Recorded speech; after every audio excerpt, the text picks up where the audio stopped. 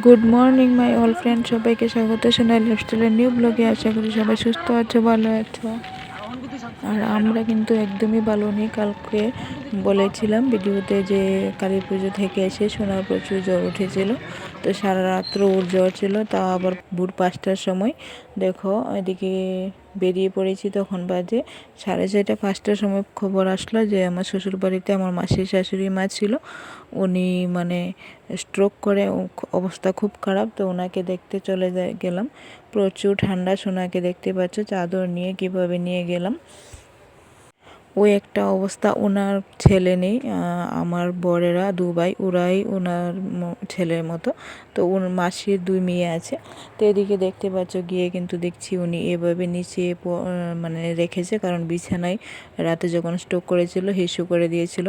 তো নিচে কিন্তু হিসু করছে, ওর মানে কিছুক্ষণ পর পর খিঁচিয়ে আসছে, মানে এরকমভাবে শরীর খিঁচছে দেখে। তো আমি প্রথম একবার একা করেছিলাম, সোনাকে গিয়ে তারপর বিস্কিট খাওয়ালাম। তখন খাওয়াচ্ছি যখন উনি এভাবে শরীরটা খিঁচছে দেখে আমি ভয় পেয়ে তাড়াতাড়ি করে ডাকছি, মা মা দেখে যাও কী করছে।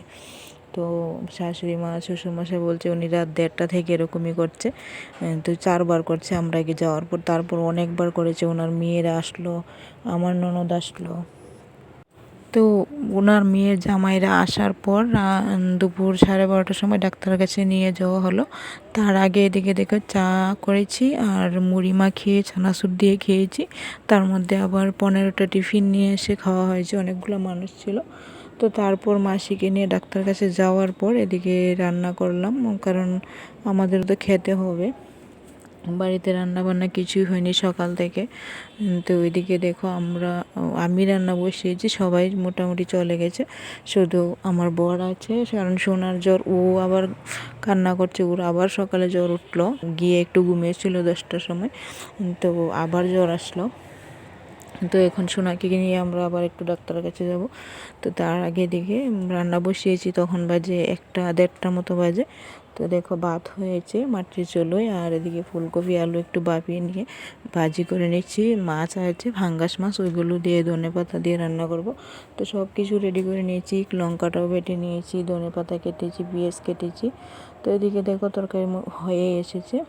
তো এখন আমার শ্বশুরমশাইকে ভাত দেবো, আর শাশুড়ি মা যে মাসি শাশুড়ি যে হিসুগুলো করেছে, বস্তা কাপড় ওইগুলো সব ধুচ্ছে। তো ওনারা এখন রান্না করাটা সম্ভব ছিল না, সেজন্য আমি রান্না করে দিয়েছি, ভালো হয়েছে।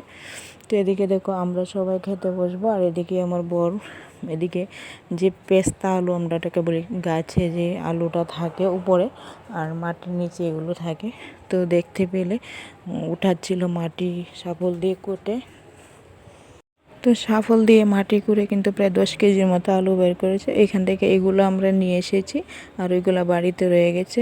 2টো অ্যালোভেরা নিয়ে এসেছি সাথে। আর মাসি যেটা হসপিটালে নিয়ে গেছিলো প্রথম বাড়ির পাশে, ওইখান থেকে রেফার করেছি জিবিতে। তো ওই জিবিতে যাওয়ার পর বলেছে একটু ভালো হয়েছে, কারণ অক্সিজেন লাগানো আছে। উনি সুগার হাই হওয়াতে এরকম অবস্থা হয়েছে। তো বাড়িতে এসে শোনার জন্য খাবার করলাম, ভাত করলাম। তো আজকে ভিডিওটা এখানে শেষ করছি। সবাই সুস্থ থাকবে, ভালো থাকবে। এখানে টাটা।